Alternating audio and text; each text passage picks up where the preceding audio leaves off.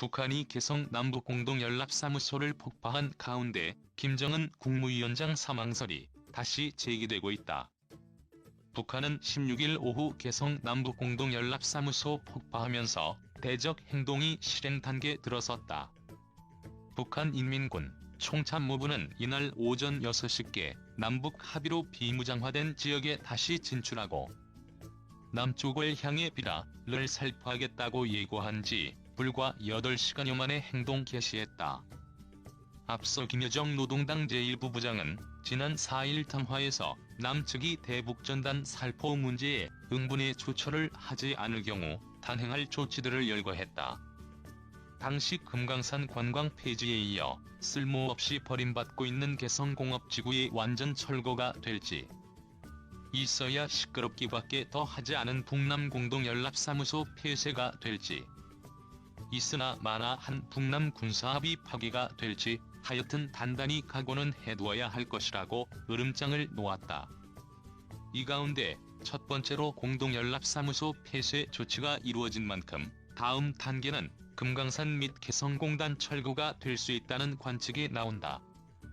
김정은 북한 국무위원장은 지난해 10월 금강산을 찾아보기만 해도 기분이 나빠지는 너절한 남측 시설을 싹 드러내도록 하라고 지시했고, 북한 당국은 작년 11월 11일 부질없는 주장을 계속 고집한다면 시설 철거를 포기한 것으로 간주하고 일방적으로 철거를 단행한다는 최후 통첩을 보냈다. 현재로선 금강산 시설이 철거된 정황이 남측에 포착되지 않았지만 실제 철거에 나설 여지가 있다. 개성공단의 경우 2016년 2월 북한의 핵실험과 장거리 미사일 발사로 남측 인력이 모두 철수했는데, 북한도 공단 폐쇄 조치를 단행하면서 현재는 운용되지 않고 있다. 사실상 폐허 상태로 빈 공장만 자리를 지키고 있는 상황에서 북한이 남북연락사무소에 이어 이들 건물을 밀어낼 수도 있다. 실제로 금강산과 개성공단의 남측 시설이 철거된다면 이들 지역에는 군 병력과 장비가 다시 배치될 수 있다. 개성공단 지역은 2013년 12월 공업지구가 착공되기 이전 이 군단 소속의 6사단, 64사단, 62포병여단이 배치됐던 곳이다. 금강산은 관광 중단 전 남측 관광객을 태운 선박이 접안하는 금강산 장전항 부두 인근에는 6호급 잠수정 기지가 있었다. 한편 일각에서는 김정은의 건강 이상설이 또다시 제기됐다. 김여정은 지난 13일 담화에서 안한과의 결별을 선언, 북한 권력 2인자로서 대남 정책을 총괄하는 역할을 맡고 있음을 분명히 했다. 이에 김정은의 건강 이상 혹은 사망 위기가 있기 때문에 이와 같은 고강도 승부수를 던진 것이 아니냐는 예측이 나오기도 했다. 일각에서는 김정일 사망 당시 북한이 한국과 영원히 상종하지 않겠다며 대남 비난을 한 것을 두고 당시와 비슷한 상황이 일어나는 것이 아니냐고 추정했다. 영국 일간 텔레그래프는 15일 김 제1부부장이 지난 주말 밤 발표한 담화는 미국과의 협상에 진척이 없어 생긴 분노의 화살을 한국으로 돌리는 것이라며 더 깊은 불만을 감추기 위한 연막이라는 분석을 내놓기도 했다. 지금 김여정이 김정은으로부터 권력을 이양받고 있다. 북한은 권력의 양기, 후계 체제 구축기마다 엄청난 대남 무력 도발을 자행했다. 문재인 대통령과 청와대는 대체 뭘 하고 있는가? 세계화동북아 평화포럼 장성민 이사장이 지난 14일 페이스북에 올린 주장이다.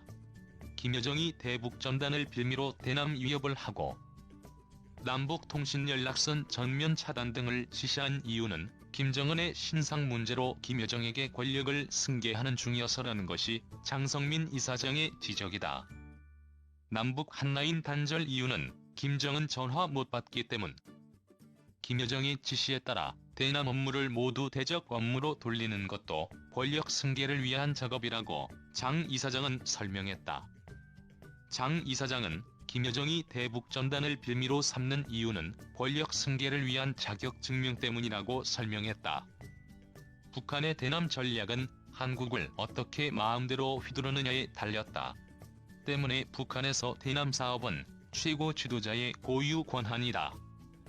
이를 위해 후계자는 현장 실습과 검증을 받는다. 김일성이 김정일에게, 김정일이 김정은에게 권력을 이양할 때도 대남 전략과 관련한 교육과 시험이 있었다고 장 이사장은 설명했다.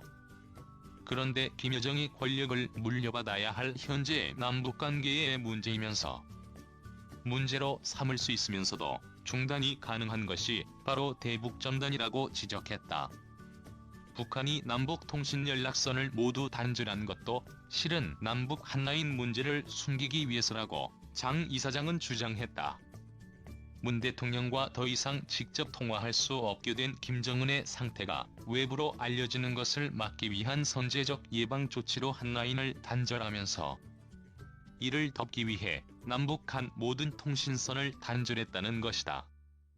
더불어 국정 공백 기간이 길어진 탓에 권력 승계를 하루속히 마무리 짓기 위해 외부와 접촉을 막은 것도 통신선 단절의 또 다른 이유라고 장 이사장은 설명했다.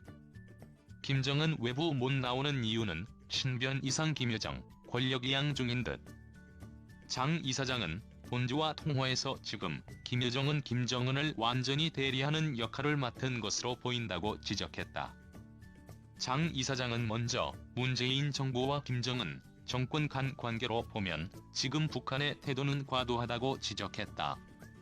김여정의 담화 한마디에 불과 4시간 만에 대북전단 살포금지법을 시작으로 탈북민 단체에게 각종 제재를 추진하겠다는 순한양과 같은 문재인 정부를 향해 북한이 지나치게 흥분한 모습을 보인다는 것이다.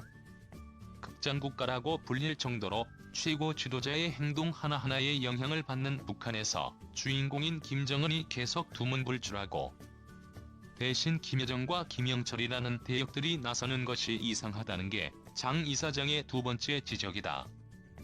장 이사장은 최근 김정은은 신성한 대남 사업의 전권을 김여정과 김영철에게 이양했다며 수령의 영역이자 엄청난 권력이 두 사람에게 넘어간 것을 어떻게 해석해야 하느냐고 반문했다. 이런 이상징후가 나오는 가운데 김여정을 최고 지도자의 후계자 명칭인 당중앙이라고 부르고 그의 지시를 북한 각계 각층이 복창하며 시위를 벌이는 모습까지 보이자 장 이사장은 지금 북한은 김정은의 권력을 김여정과 노동당 핵심 실세들에게 분산하고 있다며 북한에서 이런 모습은 사실 정변 수준이라고 분석했다. 북한 권력이 양기마다 대남 무력 도발 더 위험한 건 북한 핵통제. 장 이사장은 북한은 권력이 양기, 후계 체제 구축기마다 엄청난 대남 무력 도발을 자행했다며 김정은이 김여정에게 권력을 승계하는 지금이 매우 위험하다고 우려했다. 김일성에서 김정일로 권력이 넘어갈 때 버마 아웅산 폭탄 테러와 켈 858기 폭파 테러가 김정일에서 김정은으로 넘어갈 때 천안함 폭침과 연평도 포격 도발이 있었다고 장 이사장은 지적했다. 그러면서 당장 김여정은 자신의 최고 통치권 확립을 위해 남한을 공격할 군권과 대적 행사권을 군 총참모부에 넘긴다고 선전포고했다면서 이제 김여정 후계 체제의 구축 작업을 위해 모든 대남 소통 통로를 걸어 잠그고 무력 도발을 예시해온 북한은 김여정이 여자라서 유약하게 보이는 것을 만회하려 이전보다 대범한 무력 도발을 시도할지도 모른다고 경고했다. 장 이사장은 김정은이 사망할 경우 김여정의 무력 대남 도발보다 더 위험한 일이 벌어질 수 있다고 경고했다. 북한 핵무기를 확보하기 위한 중국 인민해방군의 개입이다. 북한 내 리더십 공백이 드러나면 중국이 북한으로 들어갈 가능성이 커진다. 그러면 미국도 적극 개입하게 된다. 이는 미중 간 군사적 충돌까지 초래할 수 있다고 장 이사장은 주장했다.